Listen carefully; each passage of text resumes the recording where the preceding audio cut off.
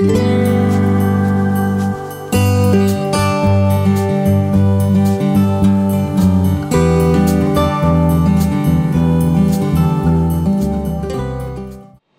good morning for everyone. As you know, this open class, this conference will be in English, and questions, we imagine we're going to have several questions for the ambassador, always must be also in English, or maybe you can do it in Spanish and we can translate.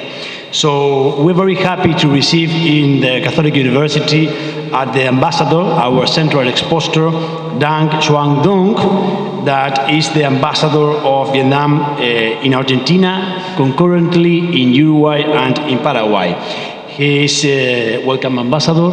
He's going to talk about Vietnam, present and future. I will read very briefly the CV of the ambassador, so then we can start the conference.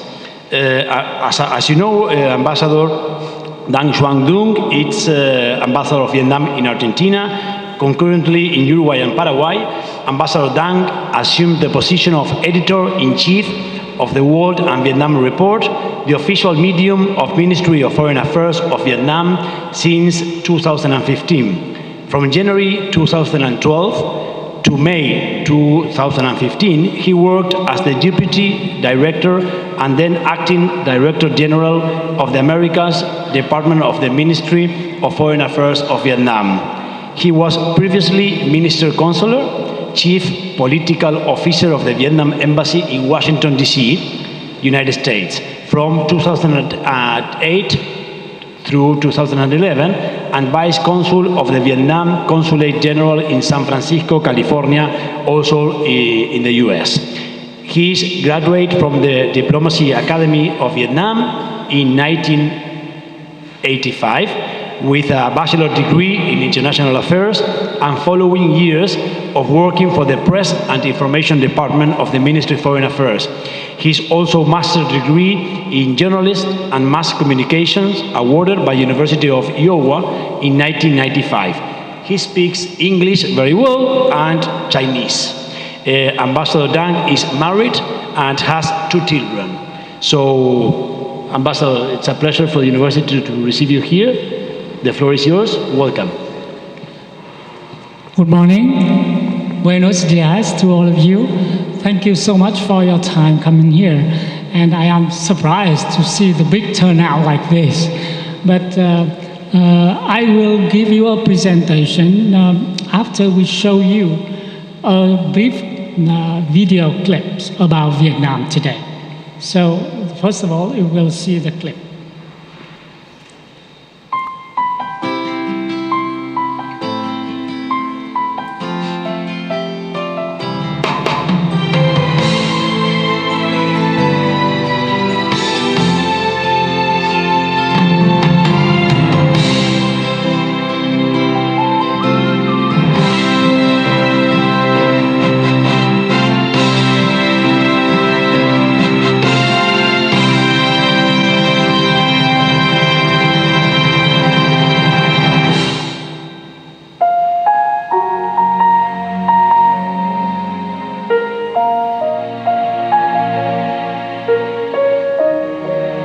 Les invitamos a que visiten Vietnam, país de las maravillas.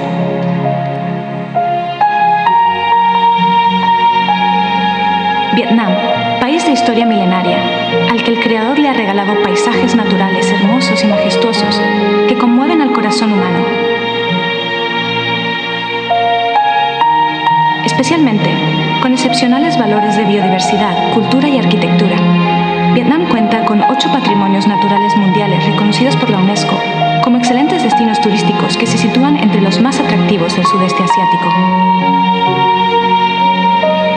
Una bahía de Jalón, misteriosa, hermosa, romántica, junto con un Chang'an antiguo, poético, con la majestuosidad de Phong Nha Ke Bang, que embriaga a todo aquel que lo visita. Los antiguos templos tranquilos, misteriosos del santuario de Mison. La ciudadela imperial de Tan Long, la ciudadela de la dinastía Ho, la antigua capital imperial de Hue, vestigios de las espléndidas dinastías de la historia de Vietnam. Vengan a Vietnam para sentir su belleza natural y conocer mejor la fuerte vitalidad y el rico y diverso potencial del desarrollo de nuestro país.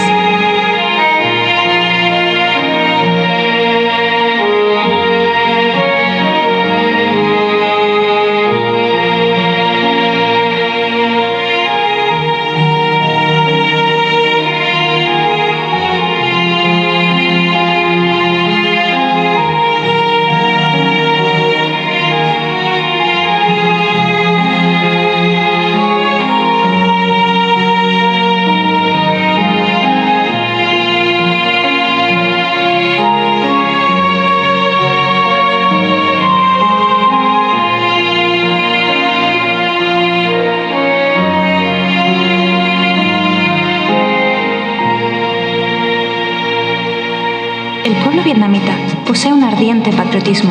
Es amante de la paz, la independencia, la libertad, respetuoso de la formalidad y la honradez, siempre perseverante en el trabajo, creativo en la edificación y desarrollo del país.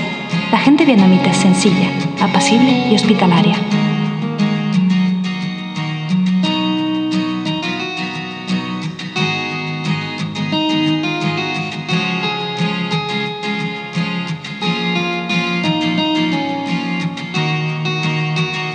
Es un país multiétnico, con 54 grupos étnicos hermanos que conviven en armonía. Cada uno de ellos cuenta con sus propios matices en términos de costumbres, cultura, festividades. El atractivo de Vietnam proviene de su rica cultura, que cuenta con los patrimonios culturales mundiales reconocidos por la UNESCO y que está paralelamente acompañado de la asimilación selecta de la esencia cultural mundial. Es el lugar común de millones de creyentes religiosos, además de las mayores religiones tales como el budismo, el cristianismo, el protestantismo, el islamismo y las creencias locales como el caudaísmo, la variante Huahao del budismo. Nuevas religiones siguen siendo introducidas en Vietnam, lo cual ha creado un cuadro religioso multicolor en la vida espiritual de los vietnamitas. En Vietnam, la libertad de creencia y religión siempre es respetada y garantizada. Al venir a nuestro país, no deben dejar pasar por alto la gastronomía típica, con platos que se han convertido en un arte y forman parte de la nostalgia de todo aquel que haya tenido la oportunidad de visitar el país. Se trata del sabor inolvidable del paraíso gastronómico de Vietnam. Desde las reformas de la renovación en 1986, Vietnam ha alcanzado éxitos excepcionales en el desarrollo económico a través de mantener una alta y estable tasa de crecimiento y un intercambio comercial vigoroso, además de realizar una rápida transformación de la estructura económica en la que la proporción industrial y de servicios logra ocupar más del 80% del PIB. Con una próspera economía de mercado, Vietnam está avanzando con pasos firmes en el camino hacia la industrialización, modernización y la integración amplia y profunda en la comunidad internacional. Vietnam no solo es la nación que ocupa el primer lugar mundial en la exportación de arroz, sino otros de sus productos tales como el té, el café, la pimienta, las semillas de marañón, los productos marítimos y acuícolas, los productos textiles, también han logrado un lugar sólido en el mercado internacional y dominan las preferencias de los consumidores mundiales. Hoy día, Vietnam está reestructurando la economía en dirección a priorizar la aplicación de las tecnologías modernas y hacia el crecimiento verde y sostenible. Al determinar que la infraestructura es el fundamento del desarrollo, el gobierno de Vietnam siempre da importancia a la inversión, la renovación y la modernización de ella, a fin de crear la conexión más favorable para el crecimiento sostenible del país. Con un ambiente de vida pacífico, un ritmo de vida vigoroso, donde los valores humanitarios son altamente valorados y respetados, Vietnam desea brindar a los turistas y amigos internacionales las experiencias de una vida exacta tal como esperan, en donde solamente reinan el éxito y la inmensa felicidad. Las labores de educación, formación y capacitación para los trabajadores y estudiantes también han recibido una atención especial, con el fin de mejorar la calidad de los recursos humanos, crear un gran motor para el desarrollo sostenible y satisfacer la necesidad de un desarrollo socioeconómico en la época de integración. Con su favorable localización geográfica, su gran mercado doméstico con más de 90 millones de habitantes, que ocupa el 14º lugar en el mundo, el 60% es una fuerza poblacional joven, de menos de 25 años, con un nivel y calificación laborales cada día más elevados. Su ambiente de inversión estable y su marco jurídico favorable, Vietnam promete dar grandes oportunidades para la inversión, el negocio y la cooperación internacionales, y es el destino ideal de empresas grandes y prestigiosas en el mundo. Especialmente con una política exterior independiente, soberana, pacífica, cooperativa, de diversificación y multilateralización en sus relaciones exteriores, proactiva y activa en la integración internacional, de ser amigo, contraparte confiable y miembro responsable en la comunidad internacional. Vietnam ha logrado éxitos importantes en relaciones exteriores después de 3 décadas de renovación. Ha logrado sostener un ambiente pacífico estable y favorable para el desarrollo, salvaguardar sólidamente la soberanía, la integración territorial y llevar la posición del país hacia una nueva altura.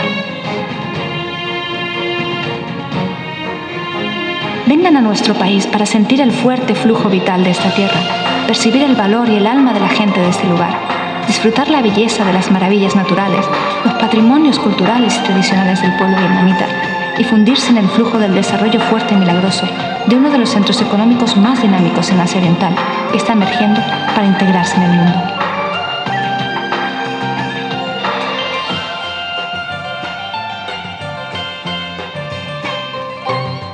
Vengan a nuestra tierra vietnamita, un Vietnam lleno de identidad tradicional, un Vietnam pacífico, estable y desarrollado.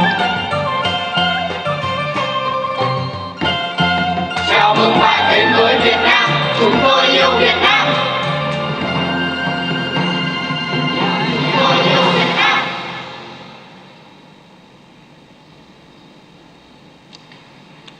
Yes.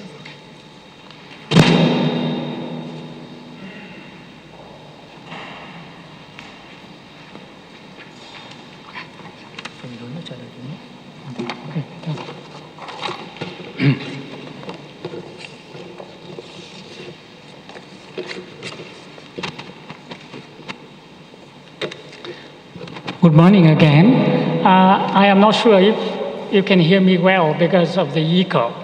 Can you hear me well? Okay, great, thank you. I am always worried about the sound, because sometimes when we try to extend the message, because of the technical issues, the message doesn't get through. So I just want to make sure. Okay, thank you very much, Mr. I already call him Ignacio, sorry, but Professor Pasotegi. And thank you very much for the university offering me this chance to speak to a young generation of Uruguay. And I am really enjoying my time here, because the time I share with you make me feel young again. But that's not true, I'm still this old. I just look at the questionnaires about Vietnam, my assistant just did, and I am surprised to see that you are very informed about Vietnam. That makes me happy, because I have been traveling this area of the world, and I found that a lot of people knew about Vietnam as the Vietnam War, which is not fair to us. And I am so delighted to see that most of the questions were answered correctly. So congratulations to what you have been doing about Vietnam. And I hope that you enjoyed the video clip about Vietnam. And I will, for today, I will have, my talk will have 2 parts. Number 1 is about Vietnam today. And the second part, maybe more interesting to you, is our Vietnam-Uruguay relations and what can be done together. So, and then we will save your time to ask me questions. We will have Q&A questions. And I'm ready to listen to all questions, but I don't think I will be an encyclopedia to answer all of them, but I will try my best. If I fail anything, I will ask him to help. All right? So for part 1, I think as you see that in the video clip, you can see that our population is about almost 100 million people. We are situated or positioned in Southeast Asia, and we have the 14th biggest population in the world, and about 30 times bigger than your population. I am sorry, but we are 30 times bigger. And we cover an area of about 32 square kilometers, about 2 times bigger than you. But you see, 30 times population is much bigger. So that's why I'm so thin, This country is small, so many people. So, and I think before saying any further, I would like to emphasize this. Again, Vietnam is now a country of peace, stability, and we are developing very fast. We did fight the Chinese for 1,000 years. I mean the Chinese feudalists for 1,000 years, and we fought against the French for almost 1 century, 80 years, and our war with the United States, with the Americans, ended in 1975. So, when most of you were not born, okay? But I know that all of you are partly influenced by Hollywood movies about Vietnam. So you call it the Vietnam War, right? In Vietnam, we call it the American War because we have to fight so many countries. So that was the American War, not the Vietnam War. And you may have also heard of the Vietnam syndrome. The Vietnam syndrome, have you heard of that? No? The Vietnam syndrome is like a post-traumatic syndrome. When the fighters coming back from the war, they had to suffer. They tried to overcome. So that was one of the reasons why we only normalized our relations with the United States 20 years after the war because of the syndrome. A lot of people protested against the normalization of Vietnam with the United States. And in Vietnam, we do have the American syndrome. A lot of people, about 3 million people, about your population, died in the war. So there was hard time for both of us. But now we are good friends. Vietnam and America established our comprehensive partnership in 2013, 5 years ago. So we are good partners right now. So, and I would like to stress that because many of us still think about Vietnam as a Vietnam War. Last year, we have about 13 million foreign tourists coming to the country. So, it's about 3 times than all of you coming to see us, right? Population. So more than about 13 million people coming to visit Vietnam last year. And we expect more to come this year. And if you have the chance, because you are all learning international business, right? So you will have the chance to travel the world. If you come to Vietnam, I think you will be impressed with 2 things. Number 1 is that we have a 1,000-year-old history. You have hundreds of years, right? We have thousands of years. So there will be much to see there. You will find different places, different heritages, and you will be surprised. The second thing that will surprise you is the people. Despite all our hardships and wars, you will fight to your pleasure, not to your uncomfortable feelings, that the Vietnamese are very hospitable, friendly, and very warm. They are very open-minded. They are not against foreigners. That's one of the things that I would like to tell you. And if you come to Vietnam, as you see in the video clip, you will enjoy our best food. Our food is best of the world. Of course, I'm Vietnamese, that's why I'm saying so. But it's really good, and I'm sure that you should try that.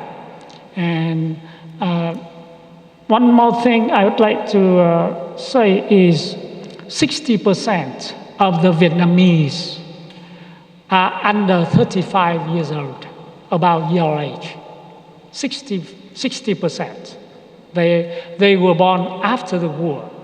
So they didn't know, or didn't know experience by themselves about the war. They are proud of our heroic history of fighting, but they are also equally eager to look forward to the future. So when you come to Vietnam, you will be surprised to see how much business-like people, young people in Vietnam are. They are always online, buying things and chatting and texting and everything. And they don't look back in the past very much like I do. But the future is in their hands, just like you here. The futures are in your hands, not in older people. Okay? So I really think that that's something that motivates us. And one more thing I would like to say about the Vietnamese economy. Vietnam is now the 6th biggest economy in Southeast Asia, and it is described as multi-sectoral market economy, where the state sector plays the leading role, but the private sector is increasingly playing a more important role in our economy. And last year, in 2017, our GDP growth was 6.8%. And in the previous year, it was 6.21%.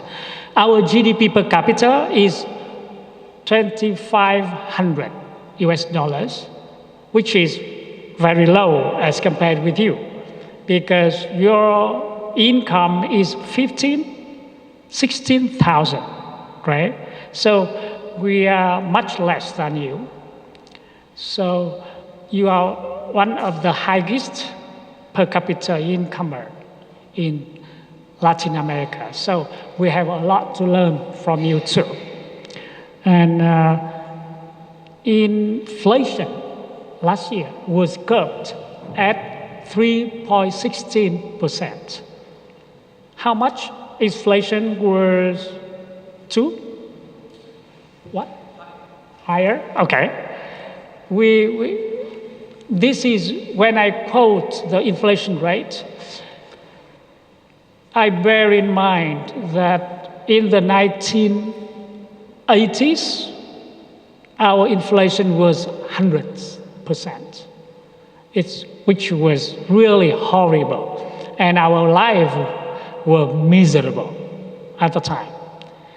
Now, that's why we had to carry out the Doi Moi. We call it Doi Moi in Vietnamese, and in English it means renovation policy. And the renovation was initiated in 1986. And the achievements that we had now were all coming from those policies of renovation policy. We learned it from perestroika, from Russia. And it was really an achievement for our government, because Vietnam was, as you know, communist, socialist.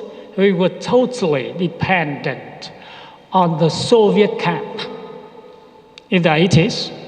So when 1991, the Soviet camp collapsed, Vietnam didn't collapse. We had 5 years of renovation in place. So we survived the collapse and we developed since then. So I would like to stress that. So, and in last year, I would like to stress one more thing.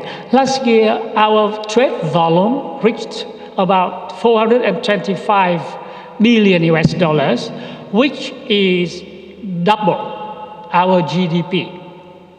It shows how open our economy is to the world market. You know, the trade volume is double the GDP. So it's very open. On the one hand, it means that we are so dependent on exports, but it also shows we can be very vulnerable to the ups and downs of the market. So that's one thing. Maybe the strength at one time, but maybe another is a weakness at another time. So we are dealing with that side. And exports to, as you see in the screen, export, 50% of our products were exported to the United States, Asia, and EU. And we export mainly textiles, computers, electronic products and components, and footwear. And import, we mainly import from China, ASEAN, and South Korea. About 58% were imported from there.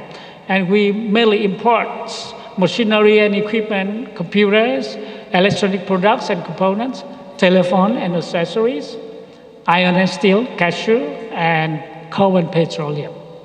So these things are those things that we mainly deal in trade. One more thing I'd like to stress is that Vietnam has obtained a remarkable achievement in poverty alleviation. We were able to reduce the number of the poor from 58% in the 1990s, when you established diplomatic relations with us, and to under 10% in 2010. And that means about 30 million people got out of poverty by that number. So that's a lot of people for us. And that's why the government is very stable, the economy, the environment is stable. We try to deal with the disparity of income in the society so that the gap between the rich and the poor is not too fast widen, which may bring or lead to social chaos. And we are happy with that. And I'd like to say a little bit about the foreign policy of Vietnam. We follow or pursue a foreign policy of openness, multilateralization, diversification, and proactively and actively integrate into the world. When you say proactively and actively integrate into the world, I would like to stress one thing. To integrate into the world or open your country to the world also brings risks. The good things come in, but the bad things also come in. So it was bravery and determination of the leaders that made the decision to open our country to the whole world. And that helped us survive the disintegration of the socialist camp in the 1990s. And now we try to pursue a foreign policy so that we can maintain peace, stability, and create favorable conditions and environment for our development. And we try to raise our international prestige in the region and in the world. Now you know more about Vietnam than 20 years ago. Without the internet, of course, but you didn't know anything. Your parents may know very little about Vietnam I don't blame them, but because we were not significant enough for you to pay attention to. Now we need your attention. We need interaction between our country and your country, and you will be part of that, okay? So for now, we boast diplomatic relations with over 180 countries. We also entertain trade relations with more than 220 countries and territories. They are not countries. We do have that relations. And with Latin America, we have 6 embassies here. I am sorry that I am not based here, but we hope that in the future we will have an embassy here in this capital instead of me coming all over from Buenos Aires. And we have concluded 12 bilateral and multilateral free trade agreements, FTAs. And most recently, we just had with EU, which is very important to us in our foreign trade.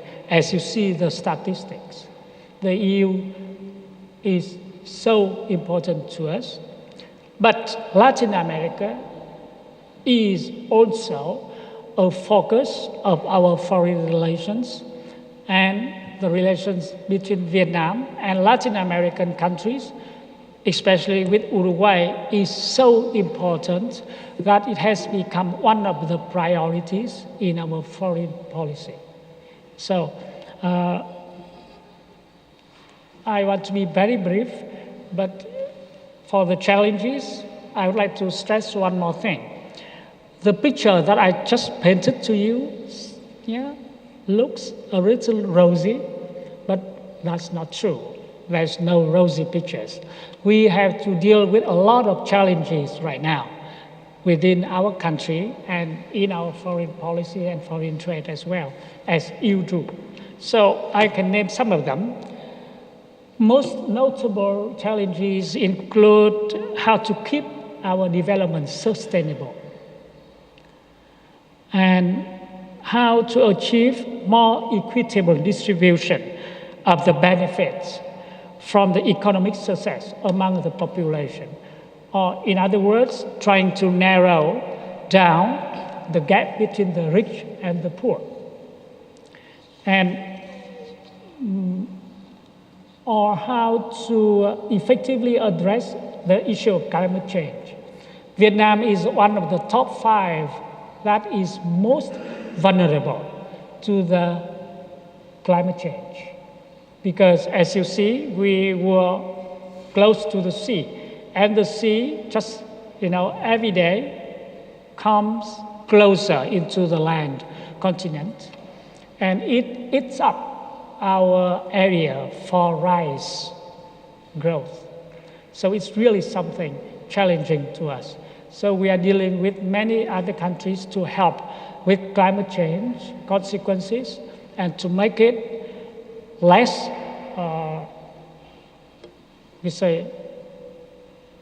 bad, to make it less worse to us every day. And another thing is that we have to challenge, just like you, we have to build the capacity of the people, of the labor force, because now we are in the revolution 4.0, which requires a lot of knowledge, a lot of technical skills, and Vietnam is a country of agriculture.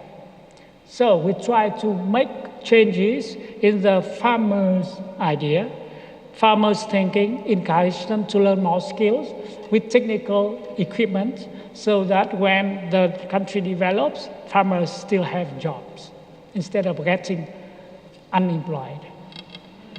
So in this effort, we have been studying the experience of other countries, including that of Uruguay, because I know that you have the highest per capita income in Latin America, and you have the Gini, the Gini coefficient, the best in Latin America.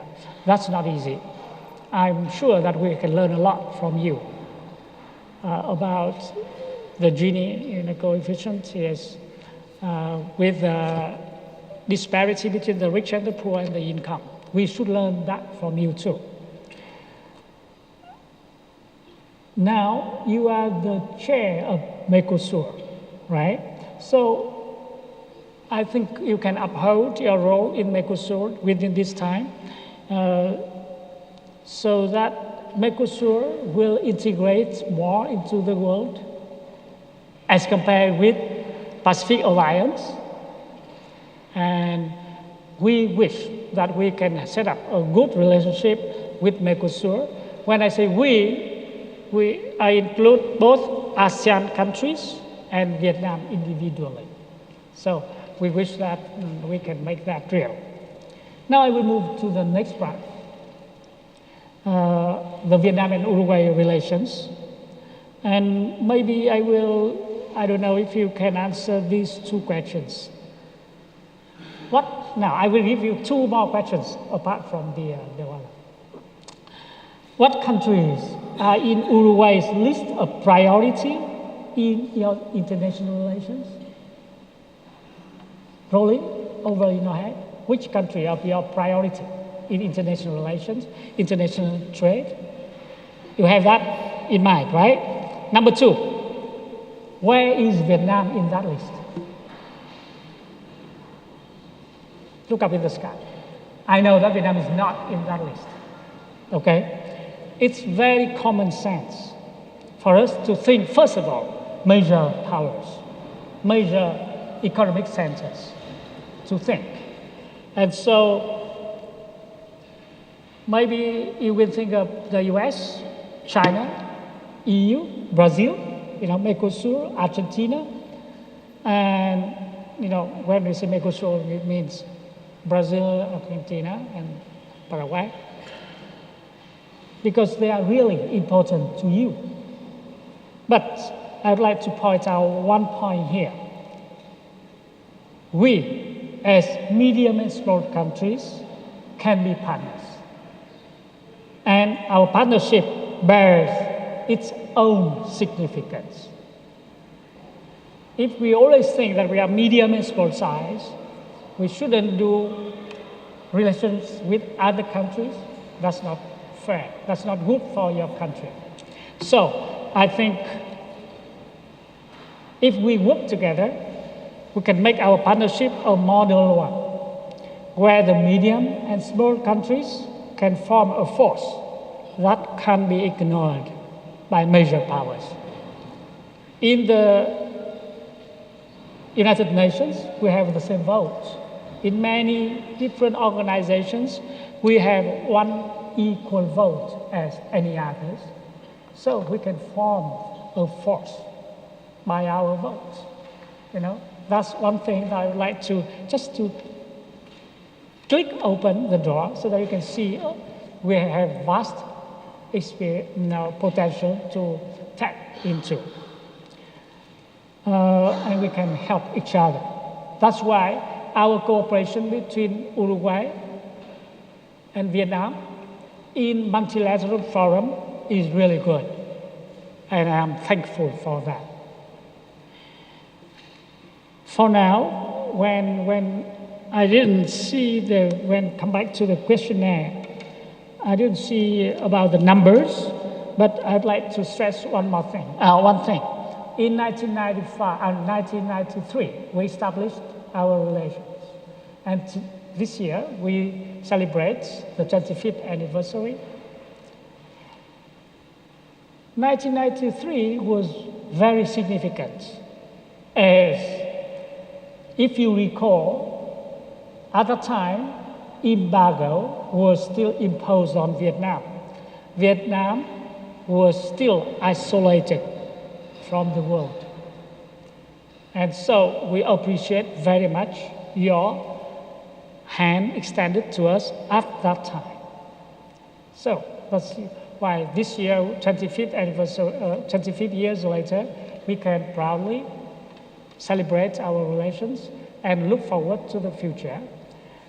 But we can't go to the future without knowing the figures of the current, of the status, where we are standing right now. So right now, I think apart from the bilateral and multilateral cooperation that I told you, I'd like to inform you that tomorrow there will be the first session of the Joint Commission on Cooperation between Vietnam and Uruguay in economy, trade, and investment. That's for the first time. And it's really major step forward for the two countries. So tomorrow we will do that. And I hope that session will help build the framework for our relations in the time to come. Because we do need to activate or to do our activities within legal framework. And this is something that will help the two of us to work together within a legal framework. And in bilateral trade, I'd like to say that in 2012, the two-way trade between our countries was valued at $71 million US. And 5 years later, last year, it became about $118 million US. Our exports to you only account for 0.1% of your imports.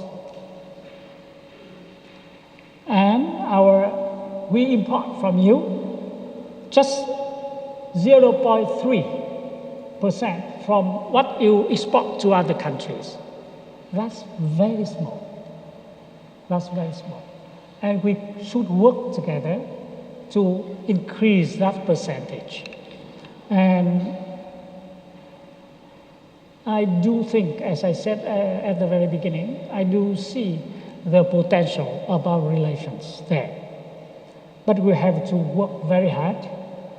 And I think we can work not only with the businessmen, because I just came to this talk from a forum with the Uruguayan businessmen organized by Uruguay 21. And I talked to them. I expect that they will be coming to Vietnam either to import from us or export your goods to us. But I really think you are the ones that will make the change more feasible in the future. Because when you know us more, you will feel more confident, more secure to come to Vietnam, invest, and do business. So I invest my future of the relations, of our bilateral relations with you, because you will be the businessman, you will run this country, or run the economy of the country. So I pin our hope on you. And I think it's always easier said and done. So one of the challenges that when I talk to the businessman, I can see one of the challenges that the businessmen feel insecure is that they don't know much about Vietnam. They don't know how they will be received. Even to that country so far away, you will have to fly 30 hours to come to Vietnam. And you don't know how people will treat you. And how your business ideas will be processed. Will it meet with bureaucracy or meet with eagerness, with felicitation, or will you help? Will you be helped? So one of my most important missions here is to make Vietnam known to you. How we can make your visit to Vietnam comfortable and secured. So, first of all, because you are so young, so you are not going to do business right away. If you are really interested in Vietnam, you can spend some of your pocket money to come to my country and see how the country is like, what it's really like to be in the country, and whether your business can be realized in my country. We do have businessmen coming to Uruguay to explore our opportunities here. And we are working with the Foreign Ministry, with Uruguay 21, to bring more businessmen to exchange delegations. So I really think that is why I am here too. So for conclusion, I think I am fully convinced that we can make our relations develop better, but Vietnam cannot do it alone. We need to work together, as I said, because you are the origin country of tango, right? So it needs two to tango. I can't dance alone, so I need to dance with you. So thank you very much.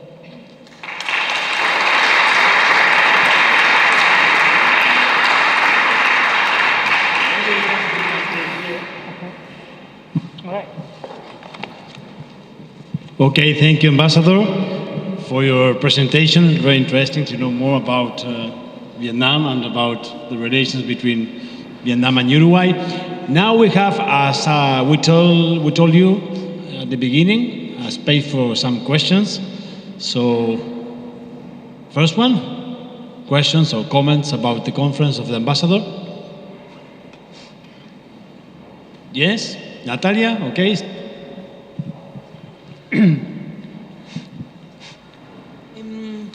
You say that Vietnam was developing very fast.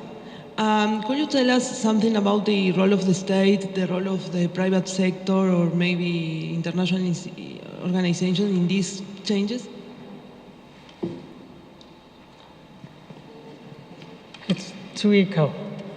I cannot get it. Yeah. So could you tell us something about the role of the state, the role of the private sector, or the role of the international organizations in this? All right, thank you. Okay. As I said earlier, Vietnam grows very fast, 6.8% last year. And as I also said, Vietnam has a multi-sectoral economy in which the state-owned companies play a very important role, the leading role.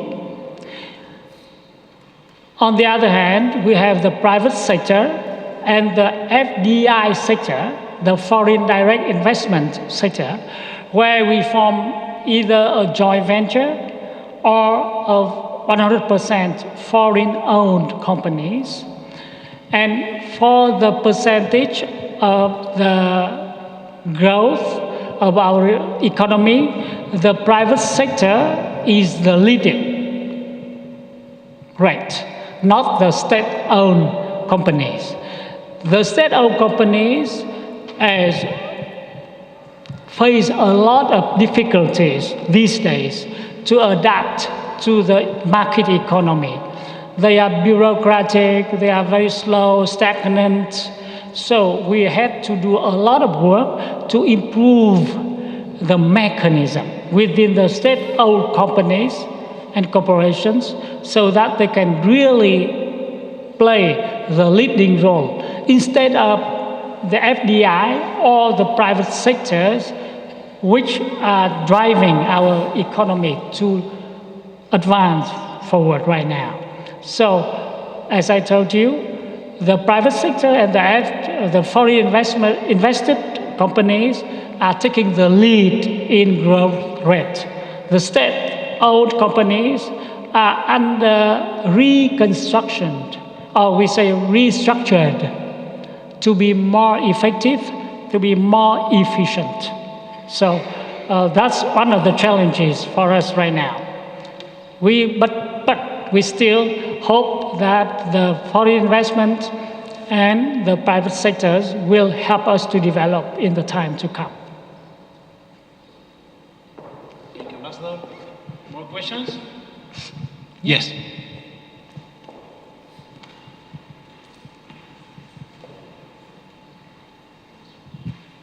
Hi, so I was wondering, as Uruguay and Vietnam, both of them are like agricultural countries, why is it that it's so important to reinforce the relationships between them? I don't know. You mean that there are so much similarities between our two countries? So Yes. why is it important? Yeah. Yes. For example, now, because you are agricultural economy doesn't mean that we can't work together. For example, right now, we need leather from you. We don't have leathers. We have very good leather. We need beef from you. We have very good beef. We have beef too, but Vietnamese love Uruguayan beef if it's available, and if I tell them more enough, because I really enjoy your beef. And there are so many. For example, we have a very good husbandry development, but we don't have enough animal feeds. You can export more. You are exporting to us animal feeds and corns and maize. That's what we need. We need a lot of those so that we can help our husbandry to develop more. Just to name some. On the other hand, we do also export to other countries Samsung. I just talked to the rector. He's using a Samsung, and he's not sure whether it's from Vietnam. But Samsung does have the biggest factory, biggest in the world factory in Vietnam. So maybe if you use Samsung, it may be coming out from Vietnam. So we have complementary section of the economy. When you say in general, it seems that we have everything in common, but that's not true. The world and the economy is so specialized these days. We don't produce the same thing everywhere. We are more specialized, even though it's called agro products, but we are different. So we can find complementary areas where we can help each other and export and import back and forth. Okay? Yes, please.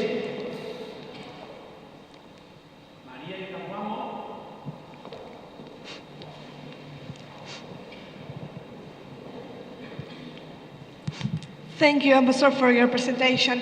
I would like to know if you have any recommendation for these future professionals that would like to start negotiate with Vietnam, and maybe you can give them some tips in order to improve our bilateral trade. Trade? Yeah. Okay. So she wants to get tips? Tips to deepen the bilateral trade, to have some tips for our students to how to have a relation with them. Okay. Thank you. It's I am sorry because of the echo. I think that my first tip is that because now we are so connected with the world through internet, so we just Google, all right? Type anything about you want to know about Vietnam, and that's the first step. The internet helps us cover the distance, so no problem. However, there are fake news, right? So it would be best if you first-hand experience Vietnam. Right now, as a student, as I said, you can accumulate your pocket money and come to my country and see by your own eyes how the country is developing, whether it is true that blah, blah, blah. And thirdly, when you are serious about doing business with Vietnam, okay, come to us, come to the embassy, because when you say, I want to do businesses, I don't know which business. So you need to have in your mind explicitly, clearly what you want to do, because that would be best for you. You just can't say, I come here and I want to do business with you without knowing your strengths, without knowing Vietnam's needs, So you need to do your homework first and then come to us. We can work together. One thing I can guarantee you, we will try our best. But another thing I can't guarantee you is that you will not meet with difficulties. You will, When you meet or you will be faced with difficulties, come to us again. We will help you to overcome that. Okay? Without you motivation, without your eagerness to do business with Vietnam, we cannot push or promote our relations, either in trade or in any other links like cultural, education, We have to work together, and you have to take the initiative and think ahead. And then when you do that, we can give you more hints, give you more assistance so that you feel, okay, the feasibility will be higher as we go along. Okay? Thank you. Thank you, Ambassador. More questions? Comments? As we know, you told us about this, Vietnam is catching a lot of foreign investment. No? For example, Samsung. That Samsung exports only of telephones 3 times total exports of Uruguay. So it's really huge. And my question is the Vietnamese labor force, the workers, are prepared for this situation in terms of being efficient in the technological sector? Okay, thank you for your question. I really think that Samsung is a typical example of, I call it, giant company choosing where to put their factories. Okay, when they came to a decision to choose Vietnam instead of another country, I don't know which country, they have to think, we call it feasibility studies, and they learn whether they will enjoy enough, endowment, privileges, and whether the labor force in Vietnam can satisfy their needs for their products. And luckily, I have to tell you this, Samsung didn't invest in Vietnam right away, okay? They learned step by step. And very recently, that they decided to make Vietnam their biggest destination of production. Very recently, not right away. Like the IB, the the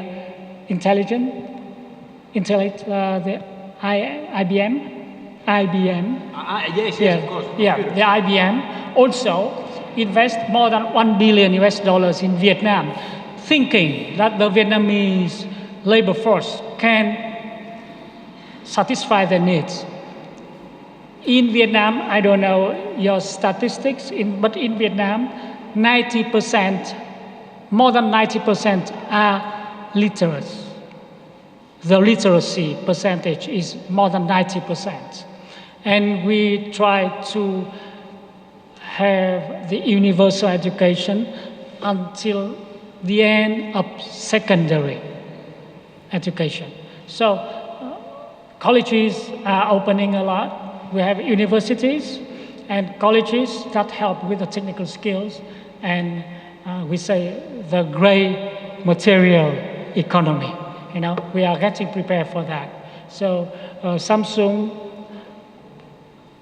that I know, they have not regretted their decision to be in Vietnam as the biggest, to choose Vietnam as the biggest location for their factory. Yes. Okay, so more questions, comments? Finally, no? So, okay, I think it's, thank you, Ambassador, for your presentation, your answers, for our questions, and to everybody, thanks for coming to this conference. And I think we learned more about Vietnam, and we know more about the relations between Uruguay and Vietnam. So thank you very much, Ambassador. Thank you. My pleasure. Thank you.